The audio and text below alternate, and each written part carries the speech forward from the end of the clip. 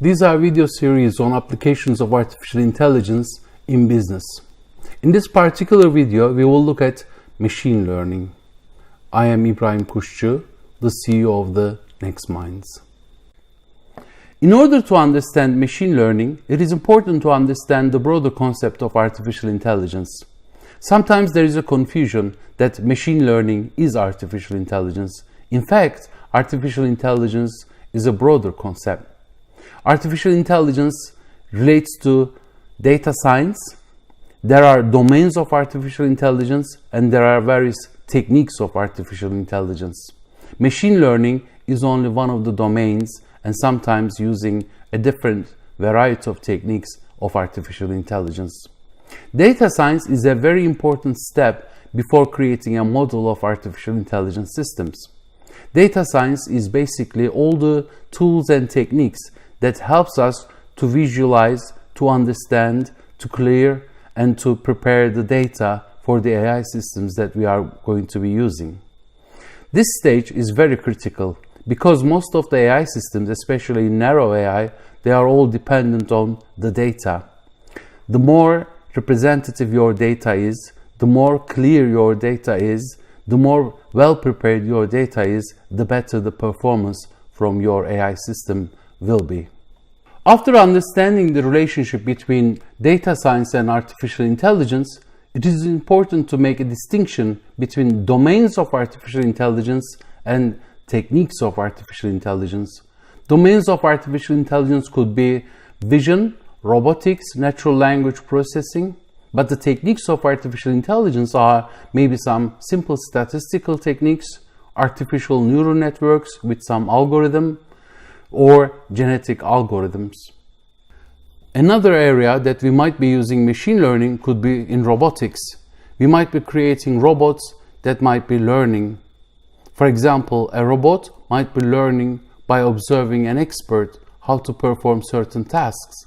These learning behaviors can be simulated using some of the machine learning techniques. Now, machine learning is totally different than deep learning. Deep learning is only special technique that is used in machine learning. There are other techniques that could be used in machine learning. In fact, any simple technique like statistical methods that could be used in machine learning, but also artificial neural networks or genetic algorithms. Artificial neural networks are enhanced by using deep learning methods. In the deep learning, some of the typical methods are some advanced use of artificial neural networks. So in summary, it is important to make a distinction between artificial intelligence, domains of artificial intelligence, and techniques of artificial intelligence. Machine learning is only a sub-area of artificial intelligence where we might be using machine learning in different domains of artificial intelligence with different techniques of artificial intelligence. And deep learning is also just an instance of machine learning where we are using advanced neural networks to simulate some learning behaviors in robotics or in vision or in face recognition. After clarifying the core concepts about artificial intelligence, machine learning and deep learning, we can now turn into studying machine learning in greater detail. Just to repeat, AI is a broader umbrella concept. Machine learning is a wide area of study of artificial intelligence. And deep learning, in turn, is one of the approaches to the machine learning. Machine learning can be used in different domains of artificial intelligence, and it can use many techniques of artificial intelligence. Deep learning is one of the techniques and approaches to the machine learning. There are many different types of artificial intelligence learning. For example, there is learning by doing, learning by adaptation, learning by examples, learning by observation, supervised learning, unsupervised learning, and reinforcement learning. In this video, we will be concentrating on the most widely used learning methods in artificial intelligence. That is to say, supervised learning, unsupervised learning, and reinforcement learning. Whatever the learning method we are going to be used, Let's first go over a typical learning scenario. We will start with data. Data could be past data, could be simulated data, for example, for reinforcement learning in an environment, or it could be real-time stream data. Whatever the data is, it is important that our data is representative of what we are trying our system to learn. It is important that data is very clean and well prepared. Data determines the performance of our AI system.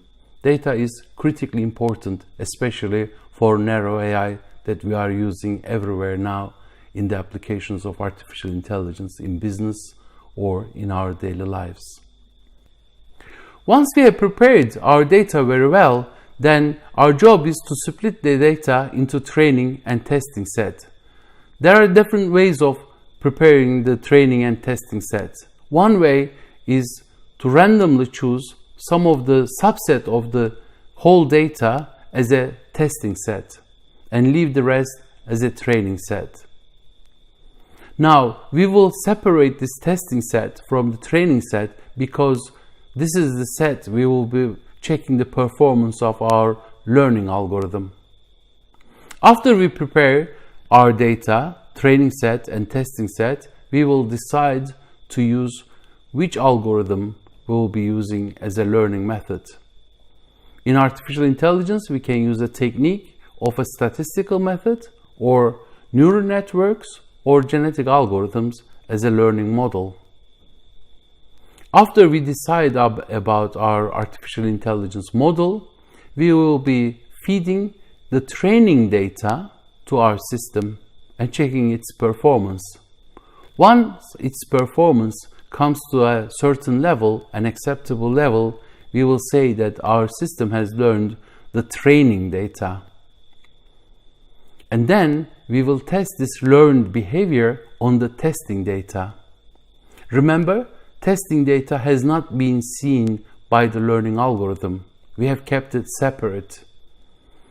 It is important that our learning method generalizes to the unseen data.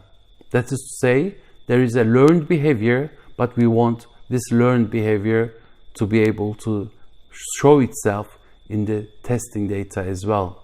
So we are showing the testing data to our system, and then we will be expecting our learned model to show similar or better performance in the testing data. Now, learning and generalization is very, very important. The opposite of learning and generalization is overfitting. Overfitting to the data means that our system has memorized the data that we presented to it. Memorization of data is very dangerous for learning because we want our system to learn the relationship in the data or a hidden insight in the data that will solve our problem. We do not wish that our system learns all the data, memorizes all the data that we feed into it. Because if it learns just the training data, then it will not perform good in the testing data. That is, it will not respond in a good way to the novel situations. So learning and generalization is very important, and overfitting should be avoided in machine learning.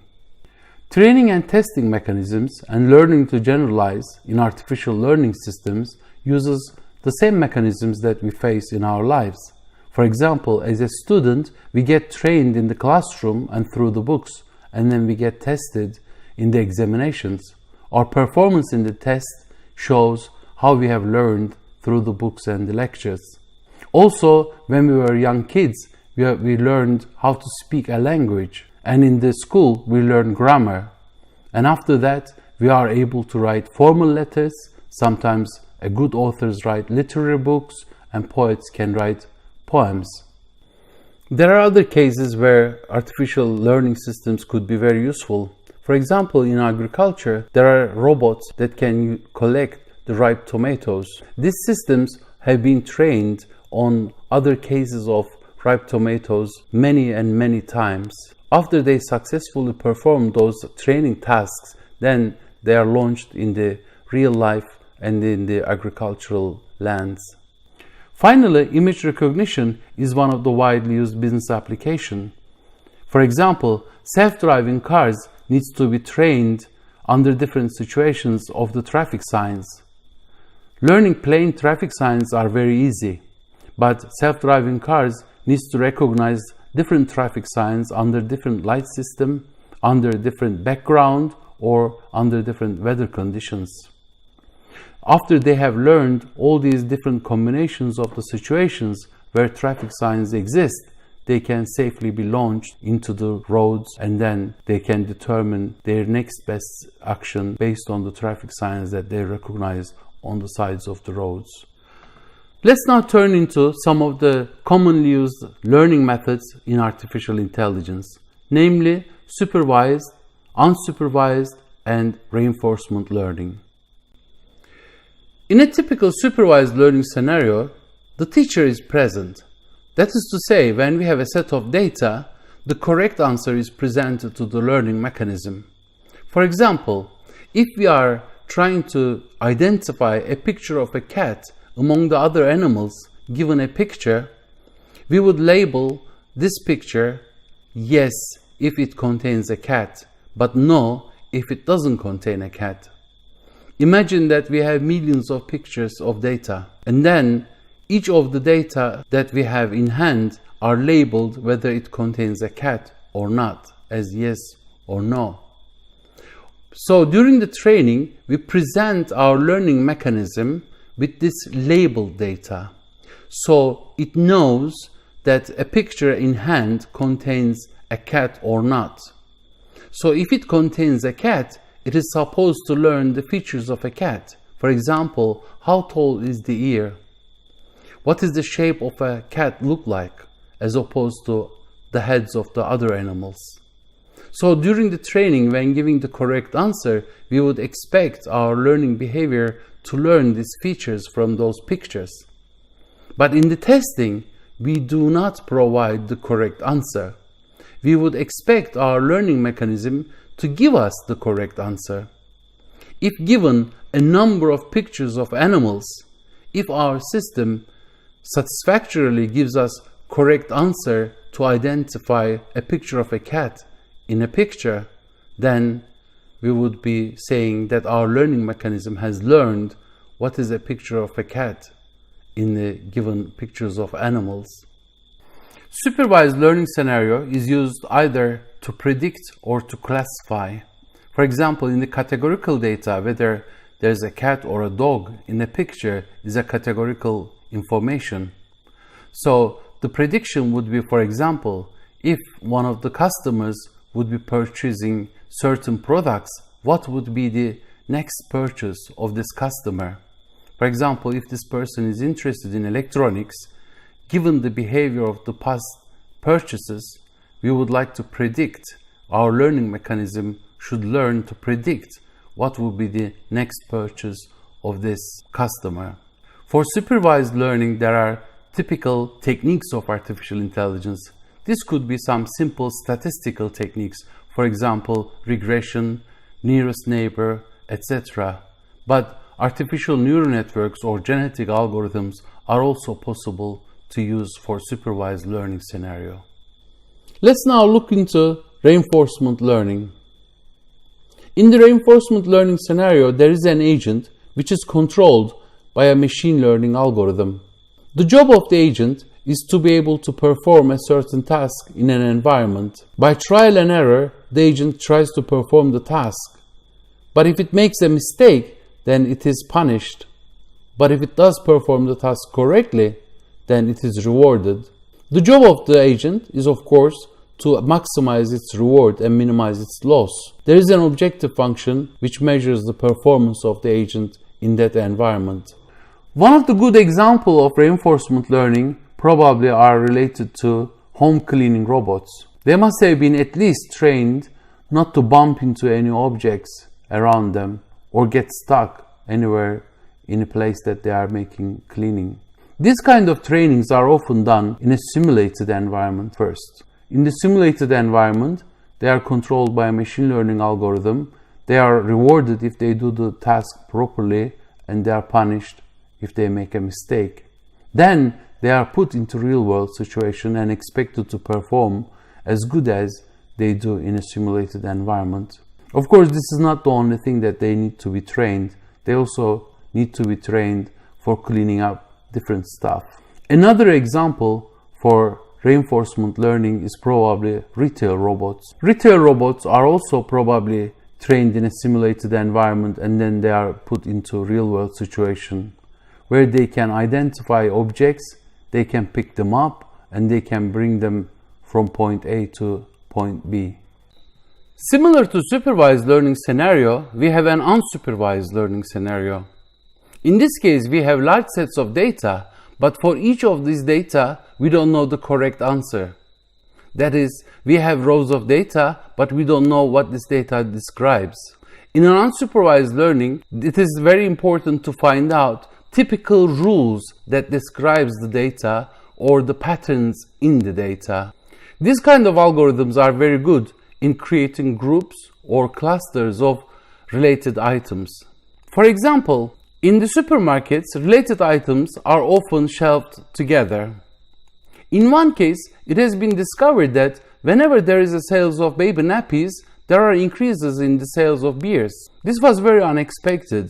It is discovered that whenever there are single parents buying baby nappies, they also buy a couple of beers to drink when they are babysitting their kids. This was a very unexpected situation discovered through unsupervised learning that helped supermarkets to put those products together in order to enhance the sales. Unsupervised learning systems can be very good in building intelligent recommender systems. In this case, intelligent recommender systems can identify what will be the next potential purchase of a particular customer. For insurance businesses, it is important to cluster or group together different customers into different risk groups.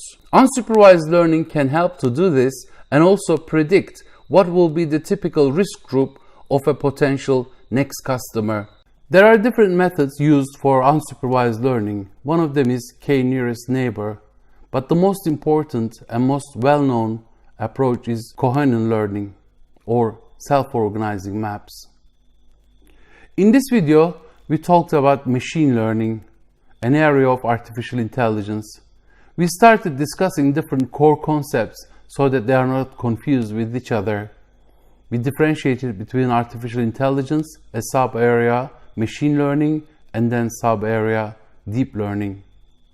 Then we turned into discussing typical learning scenarios in artificial learning environments, and then we gave examples of supervised, unsupervised, and reinforcement learning. Please do the activity that follows after this.